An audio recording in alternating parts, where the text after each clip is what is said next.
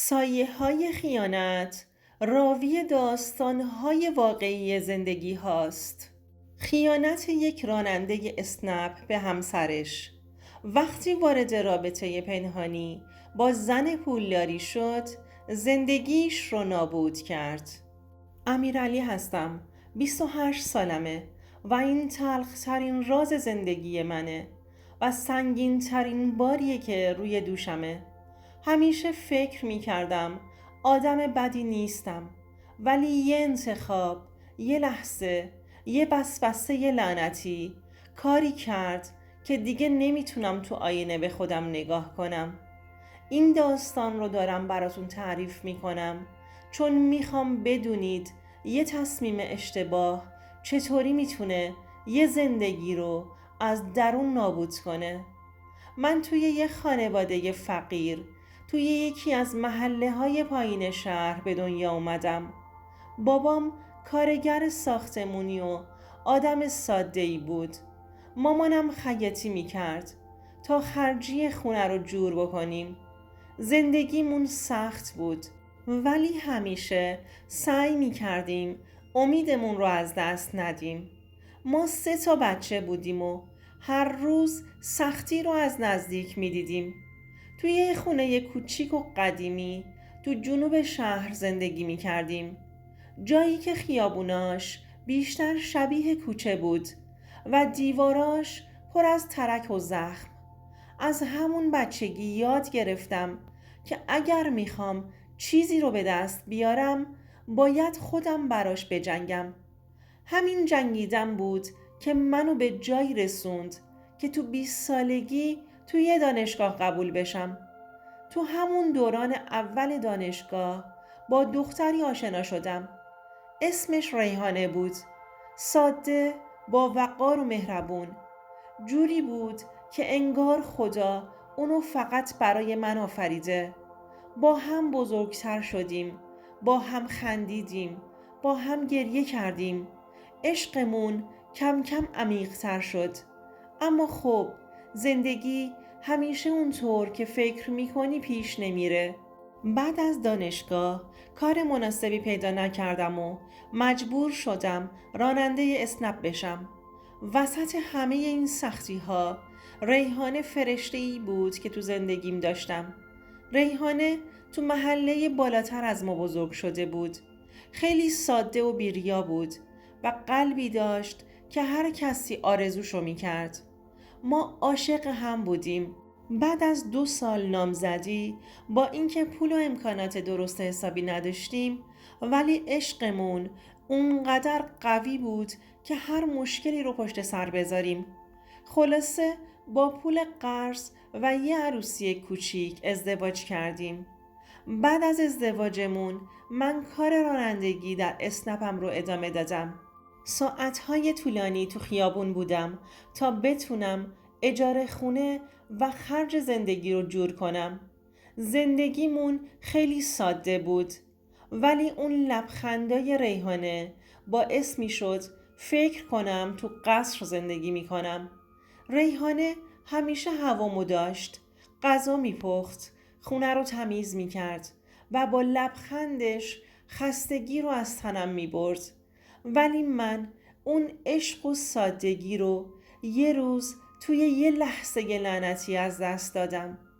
اما زندگی همیشه یه امتحانی برات میذاره. یه روز مثل همیشه مشغول کار بودم که درخواست یه مسافر به اسم مهسا برام اومد. به آدرس رفتم. جلوی یه برج شیک ایستادم و یه زن حدوداً 35 ساله با لباسی گرون قیمت و شیک با ظاهری جذاب سوار ماشینم شد. از همون لحظه که نشست یه حس عجیب تو فضای ماشینم پر شد. نمیدونم چی شد، ولی مهسا شروع کرد به حرف زدن. معلوم بود زنی هستش که همیشه به خواسته هاش رسیده. پر از اعتماد به نفس و شاید یه ذره هم مغرور. از زندگیش میگفت که از شوهرش جدا شده و تنها زندگی میکنه. از تنهاییاش میگفت، و من هم ساده و بیخبر از هر چیزی فقط گوش می دادم. وقتی به مقصد رسیدیم لبخندی زد و بهم گفت شماره‌تو بده، شاید دوباره لازمم شد. راستش نمیخواستم شمارمو بدم، ولی یه چیزی توی لحنش بود که نمیتونستم ردش کنم.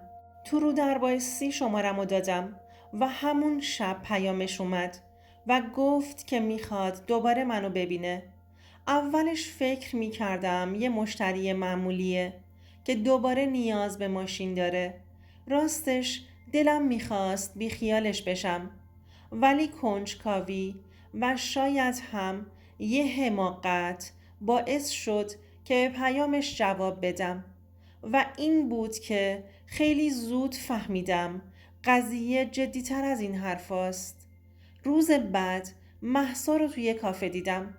خیلی مستقیم و رک بهم گفت امیرعلی تو مرد جذاب و ساده‌ای هستی. من تو رو دوست دارم و دلم میخواد کنارت باشم.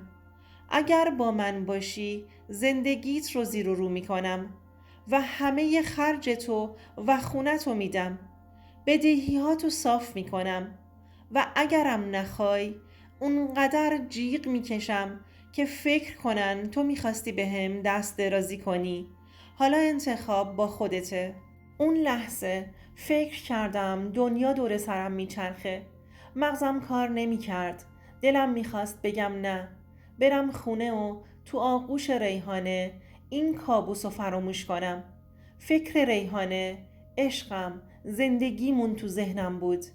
ولی از طرفی اون وسوسه لعنتی که میگفت چرا نه؟ شاید این شانس تو باشه. اینکه همه مشکلات زندگیمون با یه تصمیم حل میشد. بالاخره اون لحظه نفرین شده رسید. قبول کردم. زندگی من از اون روز دیگه هیچ وقت مثل قبل نشد. رابطم با مهسا فقط به چند دیدار محدود نشد. اون خرج زندگیمون رو میداد و در عوض من تبدیل به آدمی شده بودم که از خودم متنفر بودم. مهسا پول میداد و من هر بار که به خونه می رسیدم عذاب وجدان مثل یه چاقو قلبم رو سوراخ می کرد. وقتی به خونه می رفتم و چهره ریحانه رو می دیدم قلبم تو سینه می سوخت. ریحانه هر شب با عشق غذا درست می کرد، حرف می زد، برنامه آیندمون رو می ریخت و من فقط سکوت می کردم. نمی تونستم تو چشماش نگاه کنم. ریحانه هرگز چیزی نفهمید، ولی هر بار که لبخندش رو می دیدم یه تکه از روحم می مرد. اما یه شب مهسا بهم گفت که دیگه نمیخواد به این رابطه ادامه بده. انگار همونجا فهمیدم که همه چیز رو از دست دادم. پولهایی که ازش گرفته بودم طعم تلخی داشتند. نه مهسا برام مونده بود، نه اون حس آرامشی که تو زندگیم داشتم. فقط من بودم و یه عذاب وجدان که هر روزم بیشتر میشد. دیگه نمیتونستم تو آینه به خودم نگاه کنم. هنوزم شبها وقتی که ریحانه کنارم خوابیده کابوس اون روزهای لعنتی رو میبینم. ریحانه هیچ وقت این راز رو نفهمید و شاید بفهمه هیچ چیز از زندگیمون باقی نمونه، ولی اون زخمها هنوز با منه.